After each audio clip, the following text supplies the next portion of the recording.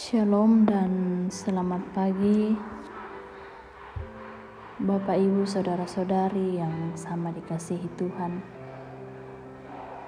Sungguh kita bersyukur pada pagi hari ini kita masih diberi napas hidup yang baru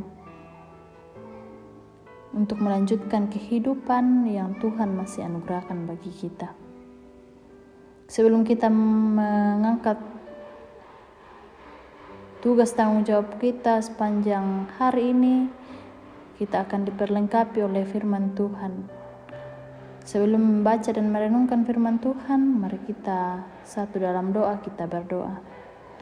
Segala puji dan hormat hanya bagi-Mu ya Tuhan. Sungguh kami bersyukur pada pagi hari ini, kami masih boleh diberikan kehidupan yang baru untuk melanjutkan kehidupan anugerah Tuhan. Bapa di surga, sebelum kami mengangkat tugas tanggung jawab kami sepanjang hari ini, kami akan membaca dan merenungkan sebagian dari firman-Mu. Berkati kami semua ya Tuhan, biarlah firman-Mu ini boleh menjadi pedoman dalam kami menjalani kehidupan anugerah-Mu. Bapa dalam surga, ini doa kami dalam Kristus Yesus. Amin. Pembacaan kita pada pagi hari ini terambil dari Lukas pasal 1 ayat 5 hingga ayatnya yang ke-25. Firman Tuhan, pemberitahuan tentang kelahiran Yohanes Pembaptis. Pada zaman Herodes, Raja Yudea, adalah seorang imam yang bernama Zakharia dari rombongan Abia. Istrinya juga berasal dari keturunan Harun, namanya Elisabet. Keduanya adalah benar di hadapan Allah dan hidup menurut segala perintah dan ketetapan Tuhan dengan tidak bercacat. Tetapi mereka tidak mempunyai anak sebab Elisabet mandul dan keduanya telah lanjut umurnya. Pada suatu kali waktu tiba giliran rombongannya, Zakharia melakukan tugas keimanan di hadapan Tuhan. Sebab ketika diundi sebagaimana lazimnya untuk menentukan imam yang bertugas, dialah yang ditunjuk untuk masuk ke dalam bait suci dan membakar ukupan di situ. Sementara itu seluruh umat berkumpul di luar dan sembahyang. Waktu itu adalah waktu pembakaran ukupan. Maka tampaklah kepada Zakharia seorang malaikat Tuhan berdiri di sebelah kanan mezbah pembakaran ukupan. Melihat hal itu ia terkejut dan menjadi takut. Tetapi malaikat itu berkata kepadanya, "Jangan takut hai Zakharia, sebab doamu telah dikabulkan dan Elisabet istrimu akan melahirkan seorang anak laki-laki bagimu dan haruslah engkau menamai dia Yohanes.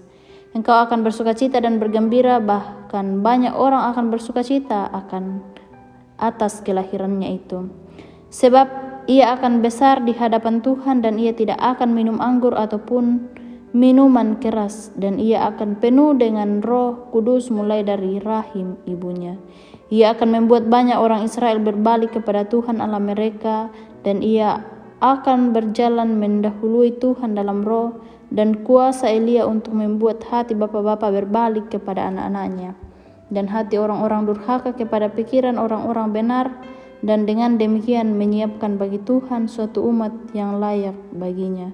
Lalu kata Zakharia kepada malaikat itu, "Bagaimanakah aku tahu bahwa hal ini akan terjadi? Sebab aku sudah tua dan istriku sudah lanjut umurnya." Jawab malaikat itu kepadanya, "Akulah Gabriel yang melayani Allah, dan aku telah diutus untuk berbicara dengan engkau dan untuk menyampaikan kabar baik ini kepadamu. Sesungguhnya engkau akan menjadi bisu dan tidak dapat berkata-kata sampai kepada hari di mana semuanya ini terjadi, karena engkau tidak percaya akan perkataanku yang akan nyata kebenarannya pada waktunya." Sementara itu orang banyak menanti-nantikan Zakharia. Mereka menjadi heran bahwa ia begitu lama berada dalam bait suci. Ketika ia keluar, ia tidak dapat berkata-kata kepada mereka, dan mengertilah mereka bahwa ia telah melihat suatu penglihatan di dalam bait suci. Lalu ia memberi isyarat kepada mereka sebab ia tetap bisu. Ketika selesai jangka waktu tugas jabatannya, ia pulang ke rumah. Beberapa lama kemudian Elizabeth istrinya mengandung dan selama 5 bulan ia tidak menampakkan diri, katanya. Inilah suatu perbuatan Tuhan bagiku dan sekarang ia berkenan menghapuskan aibku di depan orang. Amin, firman Tuhan. Dari pembacaan kita saat ini disimpulkan dalam satu tema, Tuhan melihat hatimu. Tuhan melihat hatimu. Lukas pasal 1 ayat 6. Di sini menceritakan Zakaria dan Elizabeth sebagai hamba Tuhan yang hidupnya tidak bercacat. Dalam ketaatan hidup mereka kepada Tuhan, mereka tidak mempunyai anak. Sebab Elizabeth ini mandul dan usia keduanya sudah tua. Kehidupan keagamaan Zakaria dan Elizabeth sangat baik karena dibenarkan di hadapan Tuhan. Zakaria adalah seorang imam yang setia, akan tetapi penilaian orang terhadap keluarga mereka itu kurang karena keduanya tidak mempunyai anak. Di ayat 25 mengatakan bahwa Tuhan berkenan menghapuskan aibnya. Aib yang dimaksud adalah keadaan mereka yang tidak mempunyai anak dan dinilai tidak baik dan kurang oleh orang di sekitarnya. Menyikapi penilaian orang lain yang tidak baik tidak mematahkan semangat pelayanan Zakaria. Ia tetap mengerjakan tugas keimanannya sekalipun dinilai kurang. Ia tahu pasti bahwa Tuhan yang melihat hatinya bukan manusia. Dengan demikian ketika Tuhan menyatakan kelahiran Yohanes bagi mereka, berita itu menjadi berita kesukaan bagi semua orang. Kehidupan kita saat ini selalu berhadapan dengan penilaian orang lain. Apa yang dilihat manusia tidak sama dengan apa yang dilihat oleh Tuhan. Tuhan melihat hati, tahu ketika kita taat atau tidak, atau kita memberontak, menembus seluruh hidup kita, dan tidak ada yang tersembunyi di hadapannya. Tuhan yang melihat hati kita, Tuhan jugalah yang melihat hati Zakaria dan Elizabeth. Patutlah kita menjaga hidup ini berkenan kepadanya dan tetap memperjuangkan setiap kebaikan kita. Ia mengenal hatimu dengan baik. Mungkin kebaikan yang kita tabur dianggap buruk oleh orang lain, tetapi penilaian Tuhanlah yang terpenting. Karena itu, jangan kita menyerah untuk melakukan yang terbaik untuk Tuhan. Amin. Mari kita berdoa. Sungguh kami bersyukur ya Tuhan, firman-Mu boleh kami dengar pada pagi hari ini.